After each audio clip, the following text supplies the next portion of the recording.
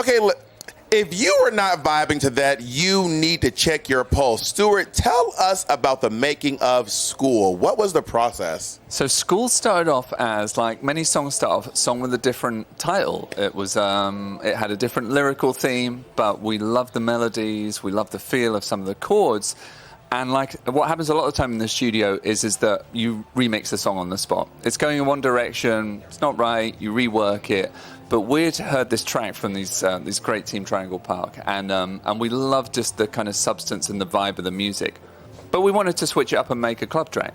So we just started rebuilding the song in that way. And then lyrically, Madonna had this idea just about being the leader, being the teacher, like taking control. And those lyrics all just kind of started to spill out. And as they started to spill out, for me, that dictated where we could take, you know, the production of the track and the effects. All those vocals in that track are Madonna. They're her pitched up, pitched down. That's all her just kind of acting out and playing different characters. I'm excited to hear like Confessions .25 when we hear the first version of it. All right, now, y'all, it is time for our next TikTok Live fan poll. The question is, what year did Madonna move to New York? Was it 1978? Or was it 1979? Go vote now. Y'all, the TikTok chat is blowing up, and I want to see what the fans are saying to us. Let's check out some of those things we have here, honey. And also, don't worry, y'all, we have some amazing, super amazing guests coming up to you in the future. Some great people. All right, in fact, we're going to hop right into our next track, and let's listen to, I got to listen to it early, and I feel really proud. This is one of my favorites. Let's listen to, as they say in the UK, Fragile. People really think that there's a beginning and an ending to this thing called life. But energy never dies. This is just a portal we're going through. Still, it's hard to let go, to let go, to let go, to let go, to let go, to let go, let go.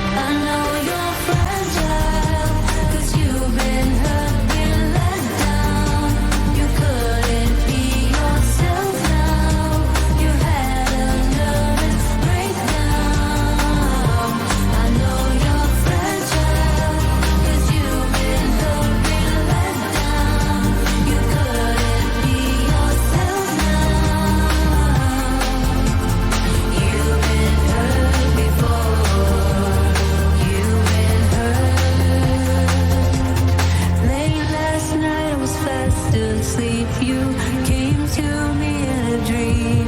You said, don't forget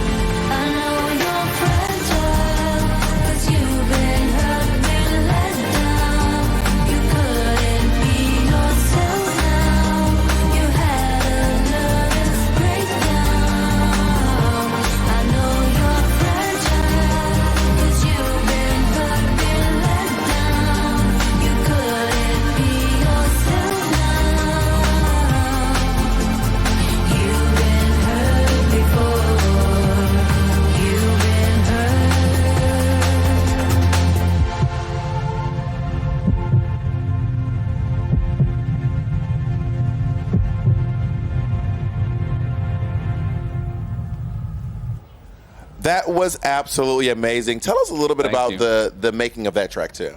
Fragile. Yeah, so, I think within dance music can be about escapism, exploration, connection, but also it can be a lot about reflection as well. And, Madonna's just got this amazing skill where she's always like talking about her life, talking about what she sees in the world, but also on this record, things that have happened to her personally as well.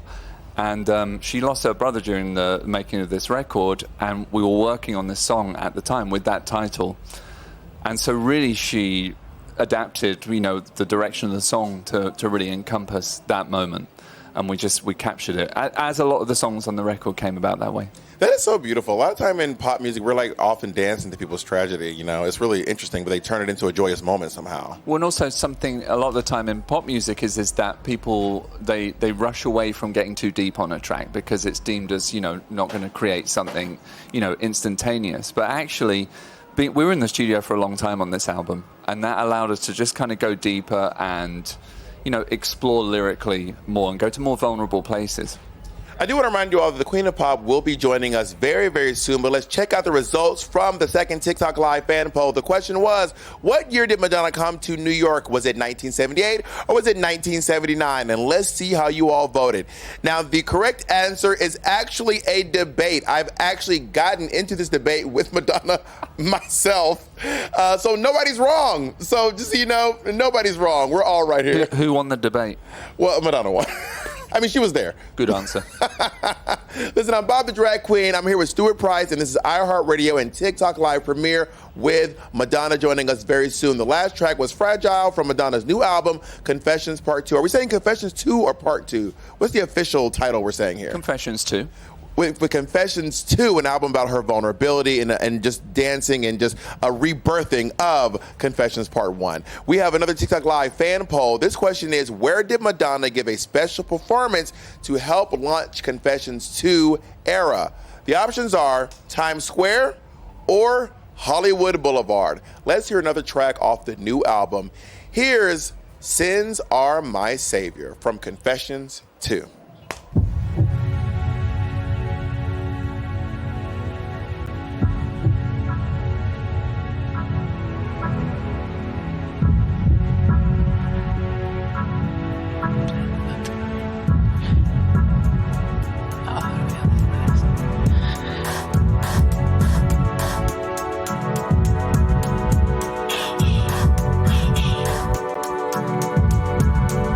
Je n'étais pas perdu.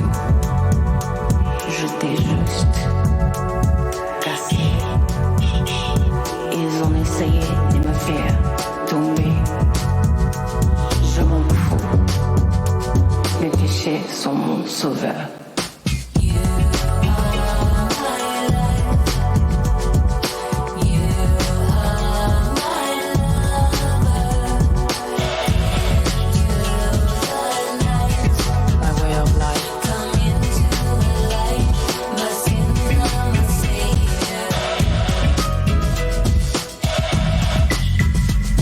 Viens ici.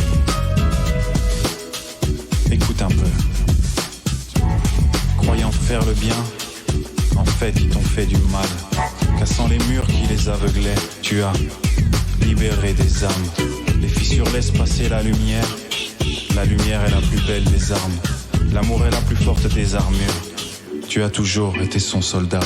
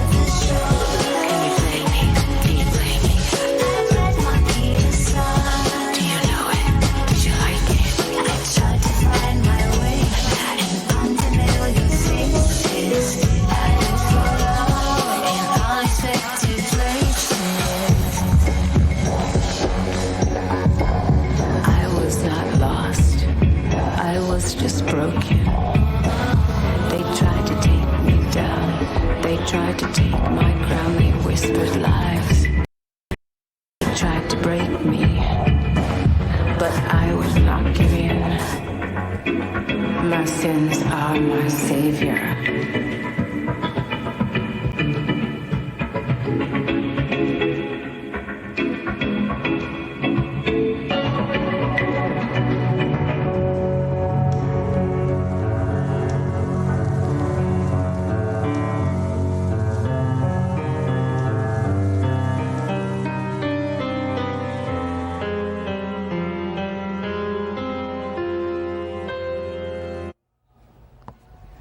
Is that you playing piano at the end there? Is that your fingers tickling the ivories? That is me at the end, yes. And then the next piece is Camille, who teaches one of Madonna's daughters piano. I met Camille. Yes. Okay. Yeah. Okay, so that song's called "Sins Are My Savior," and I feel like the religious iconography, the Catholicism, is a pretty constant journey throughout Madonna's work. Like, what is it like working within that extremely like holy context? And but actually this song, since like there's a subversion of that idea, and in fact it's not be directly about religion, it's more about the perception of Madonna, and actually how a lot of the time the criticism of her about controversy for what purpose, is it for attention? No, actually she's always using language to draw attention to stuff. She always offers an incredible mirror to what's going on in the world at the time. And a lot of the time, I think on Celebration Tour, you saw the messages from her entire career and her entire catalogue are as relevant today, if not more relevant than they were at the time that she was doing it. But she's often misunderstood in that sense that they're just being used for, a different purpose. So really this song is really getting inside the head of someone who's saying that these things that I do, this is how I save myself. I say these things so I don't bottle them up inside. Madonna's the biggest proponent of self-expression. She always encourages that in other people, and she performs that in herself as well. But there's a need to do that as well, because in life, if you bottle things up inside you, they just grow in bad ways. You have to let these things out. So there is no sin in saying how you feel. There is no sin in being who you are. Like, doing that is actually what saves you, and that's what the song's about. I think what I noticed too during the tour and getting ready for it, I was realizing, because I had to look at, because I was also we were all helping make the show. So many of us were helping make the show under Madonna's tutelage, obviously. This wasn't all your madness. No, of course not. And watching, I was I got to look at a lot of Madonna clips and stuff from the past. It's a 40-year retrospective, and that's why I realized it is never controversy for the sake of controversy. It is never noise for the sake of noise. It is never beauty for the sake of beauty. It really all does serve a greater purpose and a message that I think the fans can pick up on, which is why I think people connect to her so fiercely. Yeah, I have to say, and often in the studio, Madonna's lyric writing and those moments that come, she is recalling very specific things that have happened in her life. They're all coming back to her, and she's taking them into that moment to write the song, whatever it would be about, whether that is, that song, Everything, that song, that came from a moment of frustration about how at this point in time we are all cut into this kind of, there's an enforced existence inside a digital world. A frustration about that is that actually just go outside and feel the beauty. Everything has these sounds in the background. Where I was walking through Central Park and I recorded just the sounds of nature, of being outside, because I noticed that nobody was on their phone out there in the park. They might have bumped into you actually on one of your 5-mile walks that you were just talking about. But so to capture that kind of those sounds and then to put those on the record, right? That was a subject that Madonna was frustrated with. So that's what the song is. It blows my mind why people don't just want to go outside. And so I think that in that sense, one of her, her whole career, she's had that is channeling these experiences from her life and putting them on the record. And that's really, Confessions on the one hand is just the sound of collaboration. That's the sound of Confessions 1 is the sound of a collaboration, same here. But the second thing I think is very literally, she's telling it like it is.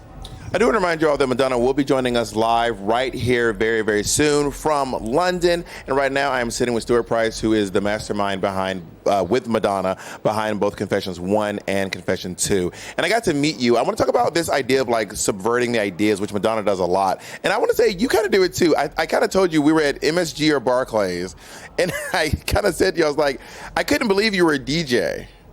Right. Because I look like an accountant. Yeah, I think that's what I said.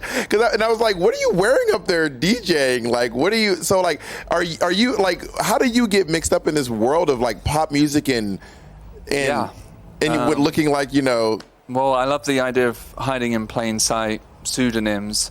I think that when you use pseudonyms, as I've done throughout my career, you know, what I like is that you're constantly proving something again and again and again. You're drawing the tension on it. It has to be about the art. It has to be about the music. And I think that whilst there's a lot to be said for the power of suggestion with image, you can create fantasy and take people to a certain place. If you actually don't conform within the paradigm and the orthodoxy of what, you know, pop is supposed to be, you can create an entirely different conversation. So I loved it. I know. I feel like every time I go up on stage and go up there, it's like, you know, why did the lawyer show up? Nothing like, against lawyers and accountants, of course. My parents are accountants. So, but I enjoy that duality of it. And as they say, no mystique, big mistake. I want to quickly check in our TikTok Live fan poll. The question was, where did Madonna give a special performance to help launch the Confessions 2 era? The options were Times Square or Hollywood Boulevard, and the answer is Times Square. It was absolutely iconic. Were you there for this moment? Hold on a minute. What was the poll? What was the question? The question was, where did Madonna do the special performance to promote Confessions 2? Times Square or Hollywood Boulevard? Well, we did do something in Hollywood before Times Square. Oh, what did you do? We showed up at the Abbey. That's which right. Was the first time, which Hollywood, I mean, it's Hollywood. So, well, it's West Hollywood, actually. I'm sorry. I don't know my street A whole names. different city, actually. Close enough. Let's move on. Well, listen, if you're listening on your favorite iHeartRadio station, the iHeartRadio app, or watching live on TikTok, this is iHeartRadio and TikTok Live Premiere with Madonna. I'm Bob the Drag Queen. I am here with producer of the album, Stuart Price, and it is time for the queen of the dance floor herself, a worldwide superstar, the definition of icon, and the driving force behind the brand new album, Confessions 2, out tonight at midnight. Please sit at home and stand up and make some noise for Mother herself, Madonna. Oh my God.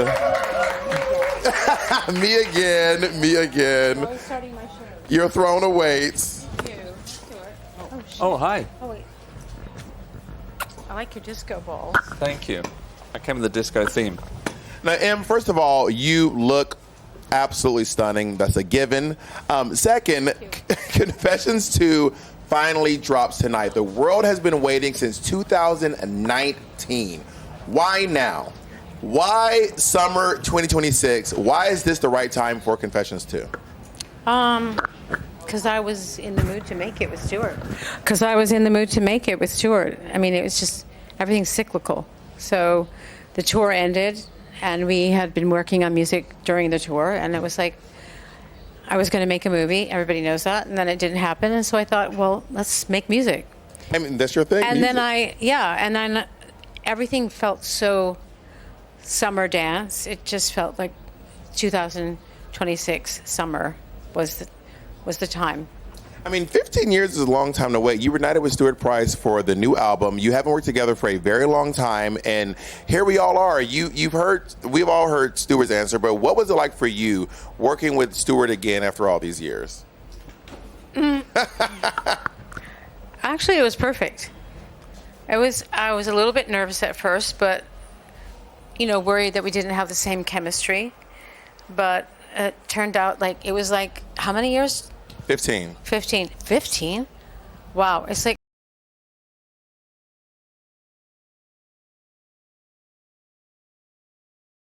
That's literally what Stuart just said. Well, that's because it's the truth. Get out of my head. That's how it happens. You actually, it's very hard to work with someone and collaborate with someone if you just aren't able to use less words and just do more creation. And that's what it's like. We have a really great shorthand for creating music together, it helps a lot. The night is all about the new album, Confessions 2, and we have some real confessions from fans who want your advice, Em. Okay. Let's listen to our first one. This is from Frankie. Let's hear Frankie. Hey Madonna, this is Frankie from New York City.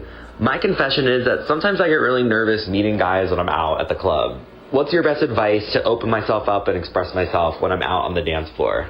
Thank you. Frankie. Can you hear me, Frankie? I think I hope Frankie's tuning in. Okay. I would say I think the best thing for you to do is to listen to Confessions on a Dance Floor Part 2 before you go out while sipping a glass of rosé. Do you ever approach the guys? Or do they always? Me personally? Yeah. Hell yeah. What? No, because I intimidate people. So if I don't step up first, that is true. No one's going to just go up to I'm just going to be Madonna. netting no mates forever. Exactly. I mean, what do you say? How do you approach the ladies? My approach is I'm way too nervous to He's very not interested. Yeah, that's why I hang out in the That's DJ why people booth. fall in love with him, because he's not interested. Yeah, it's actually an attraction to not be out there so much. Available. Sorry, did you say something? Let's get another TikTok Live fan poll. The question is, what energy are you bringing to the dance floor? Pure chaos or release? Those are your options. Make sure you all get your vote in right now. And now, Emma, I want to talk to you real quick. A lot of these tracks touch on some incredibly heavy and vulnerable moments in your life. We were just talking about how you suffered loss during the making of this album. And you've always had this like unmatched gift for turning raw pain into pure power on the dance floor. What is this cathartic process like for you? I mean, it's kind of different every time, but since I was a child, I that's survival. Finding a way to turn disappointment or loss into some form of joy, and I love to tell stories. So, I mean, does it feel strange at all to you to like have such a gut-wrenching story being told and people like literally like dancing there? They found joy in your sorrow. I mean, kind of in your story. How did that feel to see that? Because at the end of the day, I wanted to take the loss of my brother Christopher, for example, and turn it into something that was, transcendent. Like I'm going to take this pain and I'm going to rise above it. And I know that my brother is with me in a different way, and I can find the good in that. And that's something that I think a lot of people can relate to. Yeah, I definitely relate to it. I experienced the loss of my mother right after I know, I remember that. Your tour, and I remember calling you on the phone and talking about it. But I've actually been able to find ways to turn that into something, that I can actually smile about. Yeah. Because I'm celebrating the life, not the loss. You know what I mean? A lot of it's... I mean, death is a part of life, but that's like you can't stop living, know? What are you saying, Stuart? Yeah, I mean, how do you process? How do you process guilt? How do you process pain? How do you process loss? I mean, if you put it into a song, there's a chance someone else will connect to that shared feeling and the song will, enrich their life. I feel like that's where your fans connect to you. They really do the same thing when they use your tracks to push through their own, like, heavy moments. And I want to listen to another confession. This one is from a fan named Andy. Hi, Queen Mother Madonna. I love ya. It's Andy. My confession is that I spent some of my rent money on your album, but worth it. What's the craziest thing you've ever spent your rent money on? My rent money? Yeah, rent money. Well, when I was paying rent back in the day,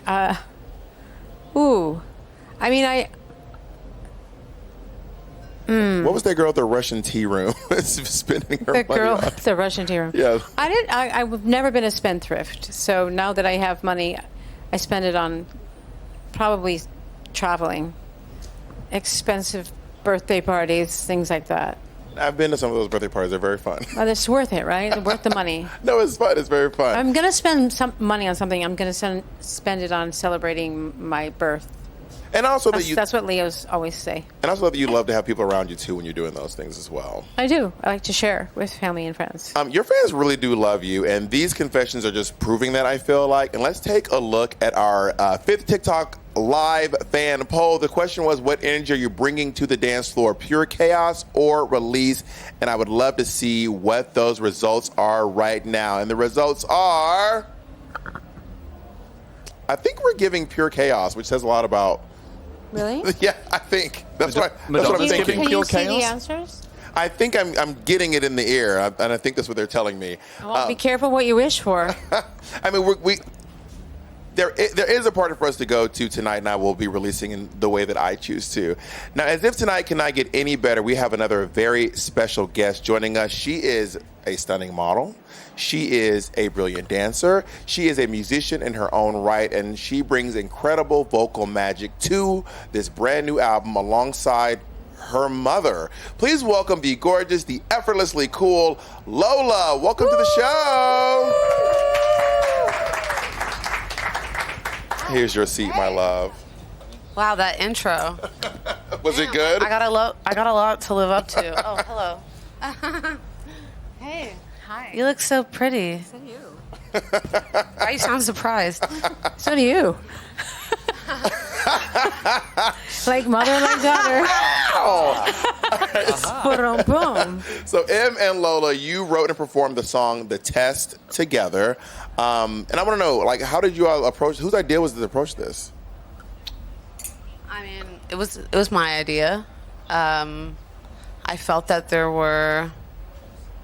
I think that between a mother and a daughter in a relationship, it's kind of, there's a lot of things that are unspoken. There's a lot of love that is unspoken, but also a lot of, tension and emotions that kind of are difficult to put into words because it can be so emotional. And a way that I thought would be easier for us to speak about these things would be maybe through art, which is always something that my mom and I have connected over. That's really brought us together. So, yeah. I also find it really interesting because, obviously, as you know, your mother has a lot of work about her mother. Like, a lot of the work is about through the trauma of losing your mother at a young age. And now you're also, I mean, you not lost your mother at a young age, but you also Not have yet. work. But you Please don't do that. But you do have work about, like, what it is like to be with your mom. I think The Test is a very emotional song, and it's also very healing. I want to know what the process was like writing for each one of you. Em, how was it for you?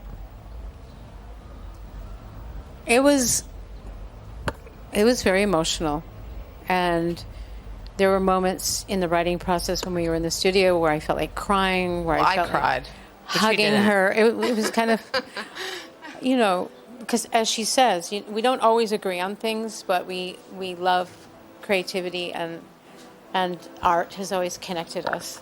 Art has always connected us. Sorry, it's weird. It's weird. You're doing great. Yeah. No.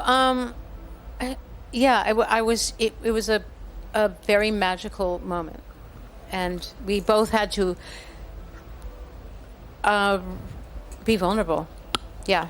I think before I had approached you about wanting to get into the studio, I remember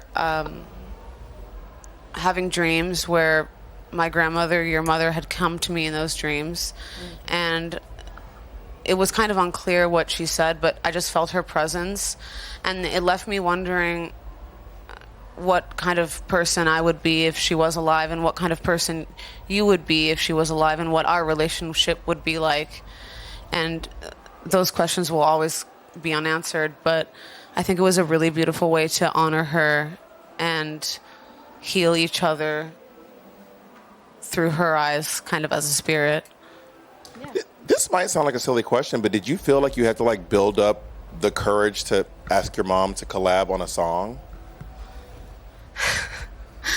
Not really. Okay. I think this is maybe this is going to sound stupid, but she's a very intimidating person, and I have found that I'm not intimidated by many people as a result of her being my mom. So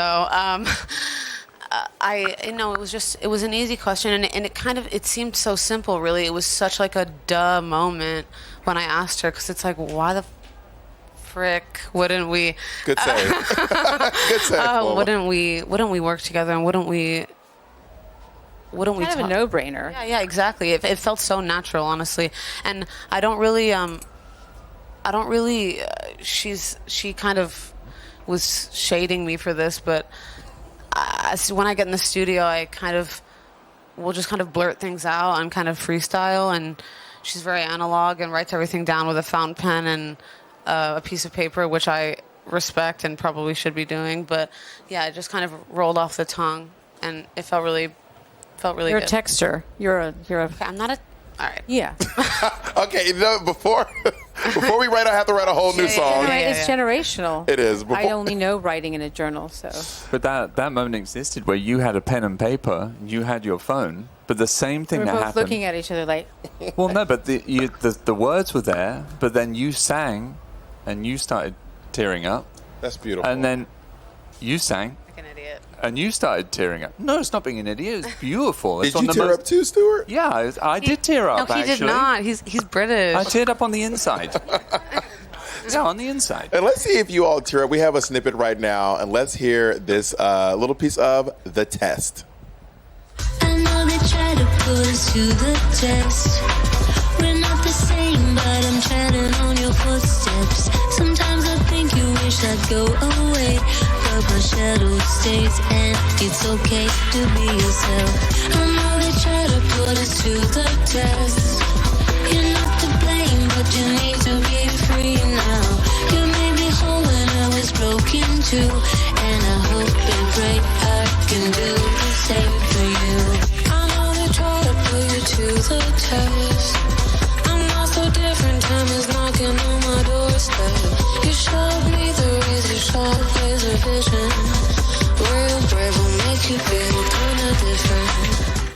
It is iHeartRadio and TikTok Live premiere with Madonna. I'm Bob the Drag Queen, along with, of course, Madonna, Lola, and Stuart Price. Now, Em, I want to talk to you about this. So while the world is losing its mind waiting for this new album, it is just hours away. TikTok has been absolutely flooded with people throwing way back to the classics. I mean, generations of fans are turning legendary moments into massive dance trends. I saw a comment recently that said, I love that every generation gets to have their Madonna moment. And that really rang true. Like, I remember mine. You know, my mom remembers hers. Mine was music. Don't Tell Me. Oh, the cowboy. Yes, and mixed with Britney Spears. That was like a massive moment for me. I was like, who is this? That whole era was really, really huge for me. But I do want to look at some of these trends they're making. They're out here trying their absolute best to keep up with you. And these first two videos are from the Bring Your Love trend. Let's take a look. Bring it, Sabrina. You got something to say about it. Bring love, 'cause you cannot shake me. Bring love, 'cause you never break me. Bring love, 'cause you cannot. Bring it, Sabrina. You got something to say about it. Bring love, 'cause you cannot shake me. Bring love, 'cause you never break me. Bring love, 'cause you cannot. So you've made it to the TikTok transition side of Also, I TikTok. think we're more dancing. What is the trend exactly? Yeah. The trend seems to be you starting to look where you're not quite there yet, and then you walk past a pole, or you walk through, you move your hand, and then there's the new you. This one is from the song Danceteria. Let's take a look at it. Everybody get up and dance. Everyone here is a work of art. Everybody get up and dance. Everyone here is a work of art. Everybody get up and dance. Now that's the dancing you were looking for. Yeah, I mean, that's choreography. Now, and you're a dancer too. She sure is. Do we have to give you a resume for you? You're like, I guess I be dancing. I guess I dance. Yeah, sure. Why not? If you want to speak for me, I'm down. Do you identify like are you like, yeah, I'm a dancer? I mean, yeah, I trained as a dancer. I really enjoy it. I think it's a really cathartic way of expressing yourself. But I will say this. Speaking of dancing, this is one that I actually tried myself. We don't have a video of me, thank God. But this one is, these next two videos are the Madonna Squat Challenge. And I think you obviously know what this is. This is you doing squats. I don't have cartilage in my knee. He said, what was that? It's why I don't have cartilage in my knee anymore, but yes. Well, let's see how this is going to affect these people. Let's see.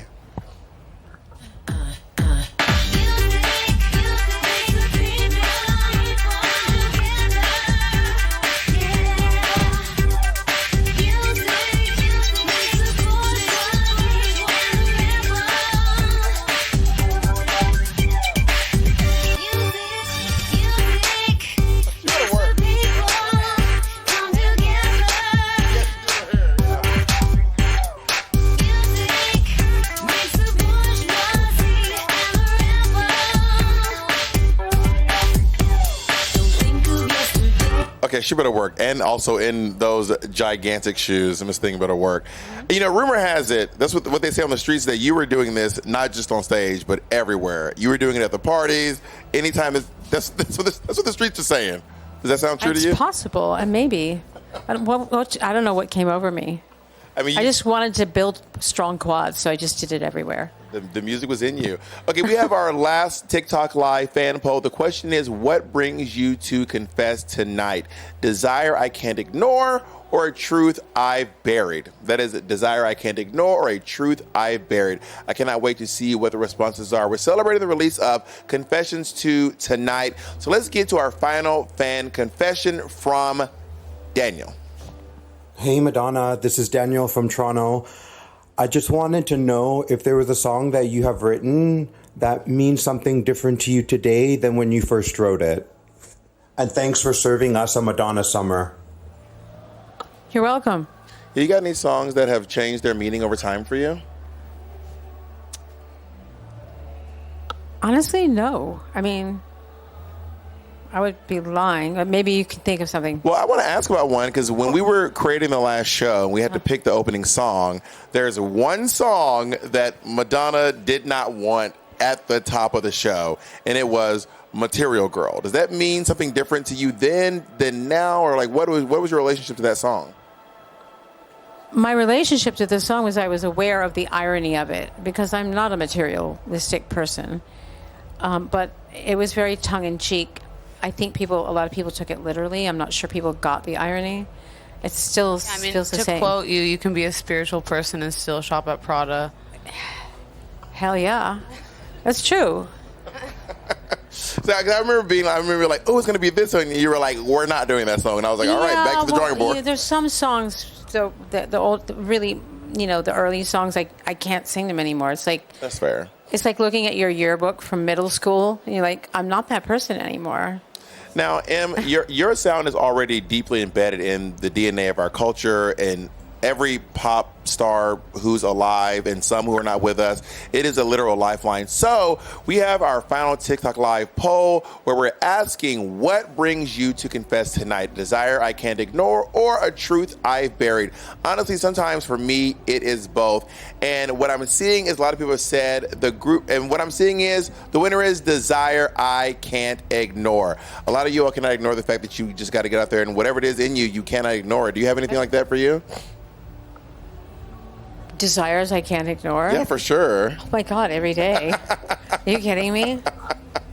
I've just become a lot, like the time between desire and expressing it is getting shorter and shorter. Just blurt it out now. I don't waste time, because time is precious. That is true. I want to talk for a moment about Bring Your Love, the song that you collaborated with on Sabrina Carpenter with. And how did that song come together?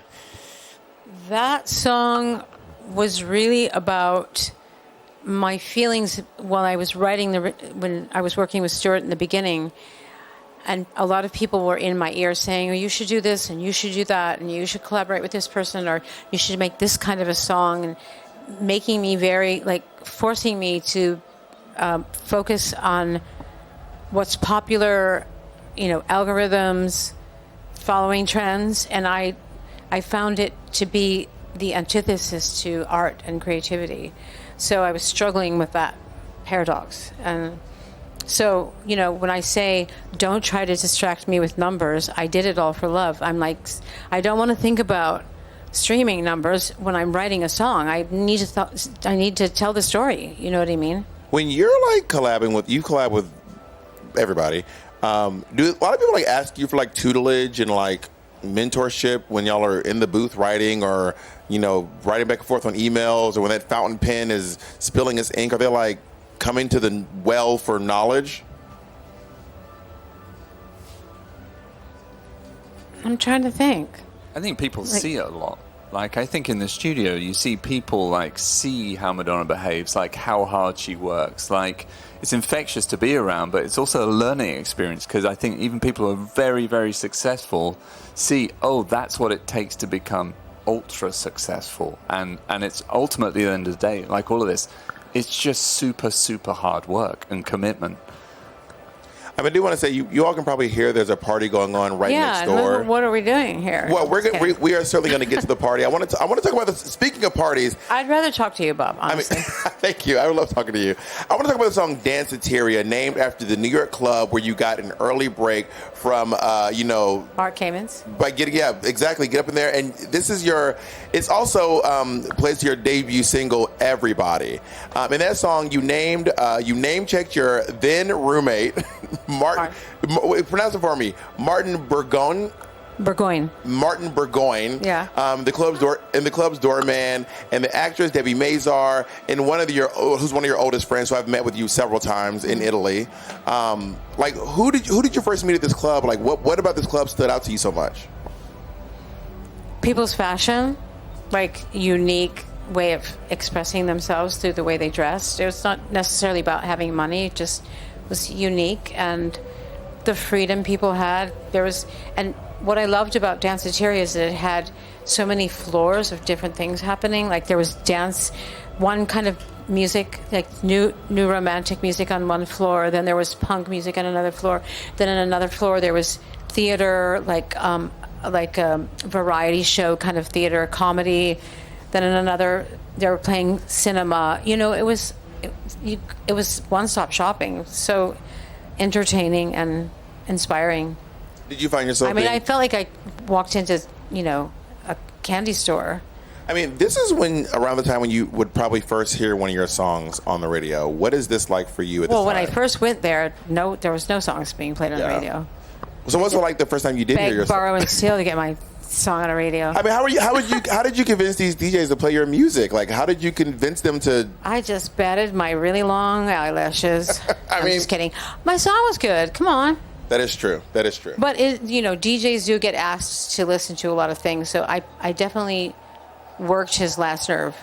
Like, the guy who eventually brought me to an A&R person at a record label, he was sick of seeing me. He would literally see me coming towards him and he would run. That's Mark Kamens. And so, but I don't know. I had a guardian angel, and he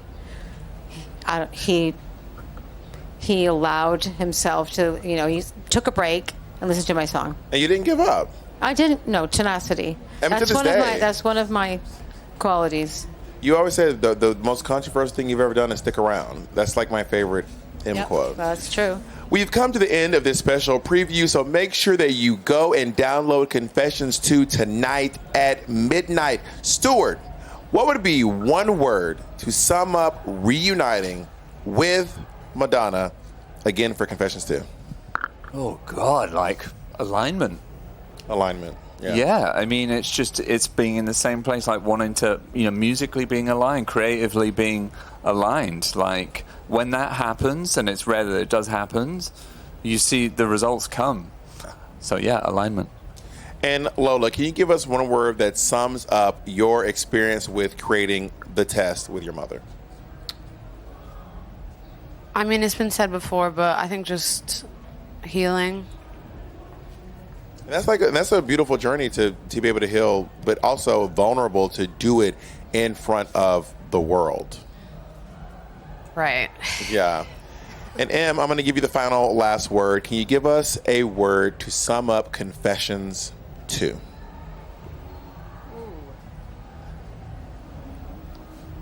Don't fuck it up. Yeah. You're going to be great. On what? Can you give us into it? I'm gonna be thinking here for a minute. No worries. One word to sum up Confessions.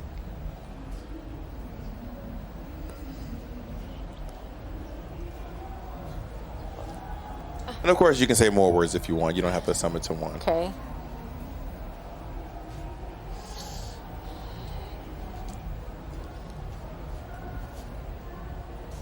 And I also love that you're actually considering the question and not just should I putting it not? out. No, Should I be superficial? I genuinely love it. That wasn't sarcasm. I hope they didn't read the sarcasm. But one word is really hard. You can. You know what? We'll allow it. I mean, it is truly a confession. It's also like a form of ritual for me at this point, a ritualistic experience, ceremony, community, the importance of family and having a community. We were right before we started. Me, you, and Stu were talking about the difference between just confessing and the act of contrition, which is something I learned from you, by the way, because I didn't grow up around any Catholics. So Poor thing. I learned that the act of contrition is like not just confessing, but like trying to create a path and a statement that I will do better in the past. Is Confessions 2 some form of an act of contrition for you, or is it just another confession for you to just get it off your chest and keep living your life? Well, I would never define this record as just another confession. Writing a song about my brother who literally died the week before I wrote it, is not just a confession. You know, and the song that I wrote about my stepmother also dying like 2 weeks or 1 week before my brother, like all these very influential people that changed my life forever, you know, not dying, and then dealing with it, writing about it, and having that cathartic experience, healing, as Lola said. Yeah. And then finally writing a song with Lola and dealing with all of our issues and confronting things and being super vulnerable and honest with each other, that, you know, those are important moments. I wouldn't say they're just confessions. Maybe a good word could be vulnerability too, because it sounds incredibly vulnerable. Yeah. Which you've been vulnerable with us for 4 decades now, giving pounds and pounds of flesh. You know, that's what I think. Well, somebody interviewed me recently, and they said, you know, you've never explained you haven't made yourself vulnerable in your music until now. And I was like, what? That's a crazy statement. You haven't been listening to my music. Yeah. What? Maybe they just joined the party. Yeah, maybe. Well, listen, thank you so much, Madonna. Thank you, Stuart Price. Thank you, Lola. And thank you all, fans at home, listening on iHeartRadio and on the iHeartRadio app, and also watching on TikTok Live. Of course, my name is Bob the Drag Queen. I have been joined by the amazing Madonna, Stuart Price, and Lola. And we have a party to get to. So, yes, we do. Good night, everyone. Be Toodaloo. well. Bye, everyone. Thank you. Thank you.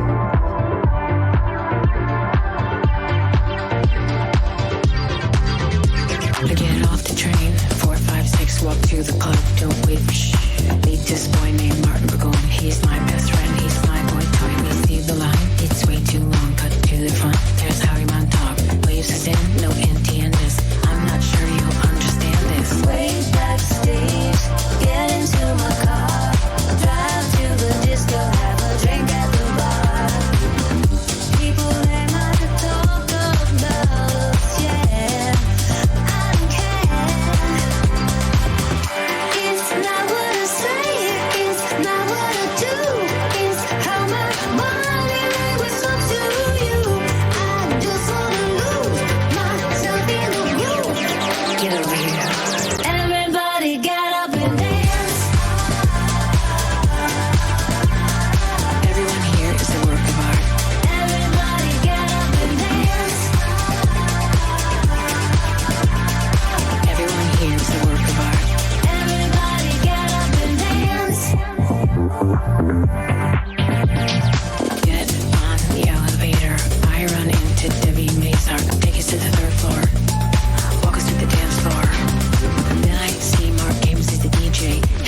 DJ, hide the creator. Tape my tape, everybody.